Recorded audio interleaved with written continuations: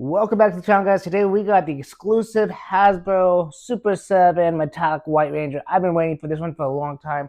Let's get him out of the box and let's take a closer look at him. So now that we got the White Metallic Ranger out, let's talk about the history of this toy. Well, this toy line started when Season 3 came out of Mighty Morphin Power Rangers when they became the Nageti Rangers. And it's interesting to me because I've just been watching it. And when I was watching it, I remembered that I had this toy. Now, this is the flip head of the Super 7 version. Now, the thing is with this, it's a one-for-one recreation of this guy. So you're getting the same shield color, the same, basically, look. Only difference is that you got white boots here, white elbows. Now, on this one, you don't got the white elbow, thank God. But E is the exact same color match and everything as you can see on the screen. The saber sword, exactly the same sword. That one has a little more detail, the Super 7 one does, than this one, but that is expected by Super 7. The scale length is definitely taller. This is a flip head that is not, but as you can see, the color variance is exactly the same color variance as this. This has a few more details than this one does. But people have been comparing the White Ranger metallic one to the Super 7 White Ranger. And of course, the shield looks different, and people complain about the shield and all that. It's because it's based off of this guy, the old-fashioned flip head. You know, the old-fashioned toys. Now, I never had the 9-inch tall Power Rangers or the 12-inch or whatever size they came in. I always got the flip heads from my parents. And I'll show you some of the other flip heads that I have up here on the screen that are still in packages. Now, let's get in depth with the chrome, silver, white Ranger. So let's take closer detail work on how this articulates and all that. Now remember, this is a deluxe version. This ain't the ultimate version. But my understanding is it's pretty much just the ultimate in a cheaper form. You know, you're not getting all the accessories with it or anything. And I don't even own the White Ranger from Super 7 yet. I am planning on it, but I just didn't want to pay the price point of it when it first came out because I was collecting the Sentai footage of Power Rangers, and the White Ranger is from Die Ranger. But this came out and it hit my heart because I remember watching MMPR and the Metallic Rangers came on, and I saw this scene. Okay, and it was guys, let's do it.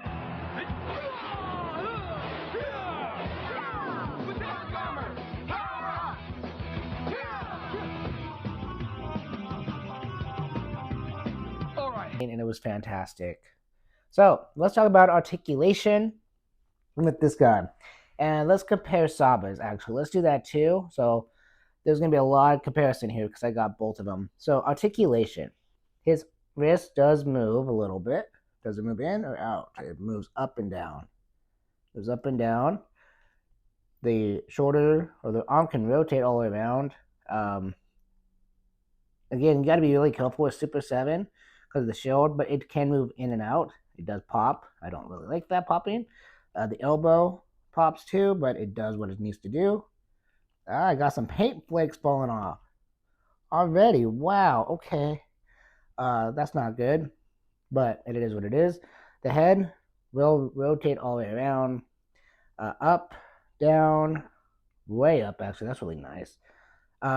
Legs should be a Super 7 leg, so it should go up like that. 90, a little bit more than 90, so you can have that power jump if you wanted to. Ankle up, down. Yep, basic Super 7. The whole boot twist, that's kind of neat. So it looks like it's just a basic Super 7 Ultimate. Well, is it really missing that joint? Okay. No, it does have a swivel. It swivels. Okay, I just couldn't get it to work at first.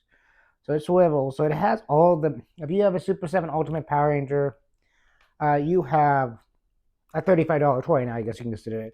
The ab crunch, people are going to really hate this ab crunch right there. But with the shield, it kind of hides it. So people probably like this one a little bit better. The shield could probably come off if you pop the arms off under it, but I don't see there be any reason why. Yeah, he's not painted underneath there at all. So there's no white diamond underneath there. I don't see. If I'm wrong, prove me wrong. But I'm not going to take time to take the arms off and all that. But I do like all the fine detail work they did here. And like I said, the elbows are painted silver instead of this. Or metallic, as they call it. I'm calling it silver. but the original one did not have that. The helmet, oh my god, let's compare the helmets. They are almost a one-for-one recreation. It is flipping amazing. Now the other thing is when these came out, these were labeled as movie Rangers, not metallic Rangers. So theoretically, you can consider this the movie version of the Bandai use.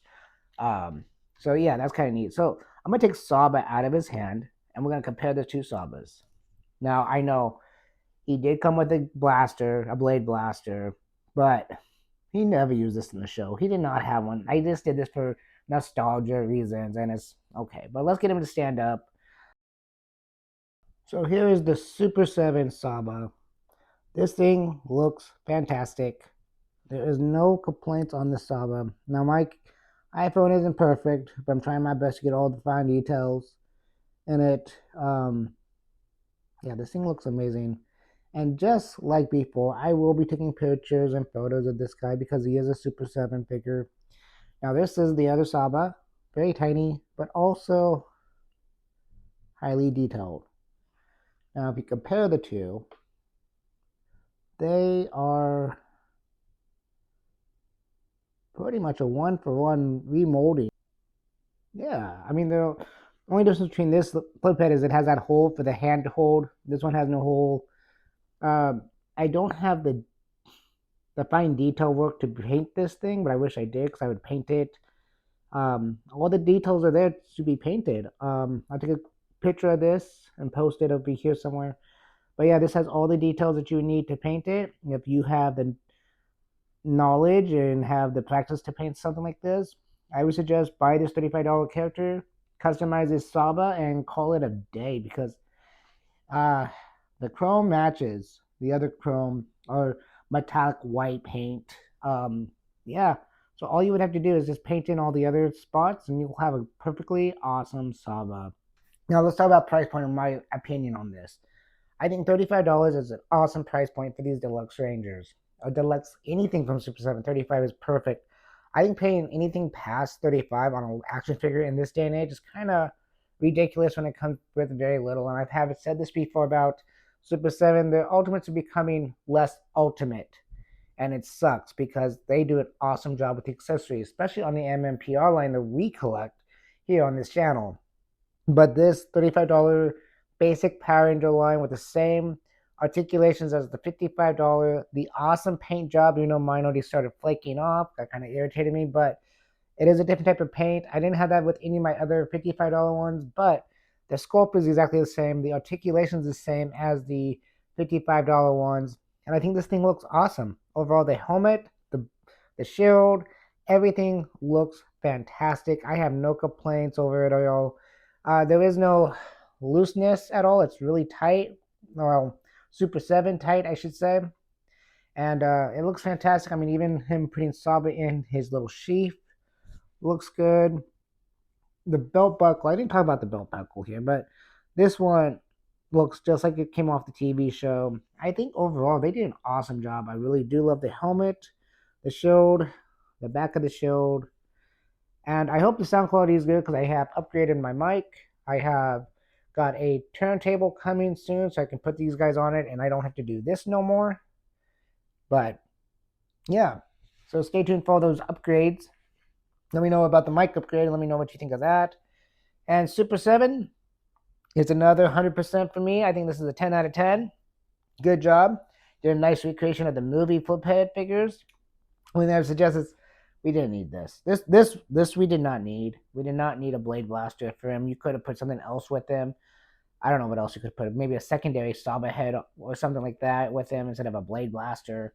I don't know. Maybe a painted Saba and got rid of the blade blaster. That still would have been 35, right? You just added some white and gold details to it.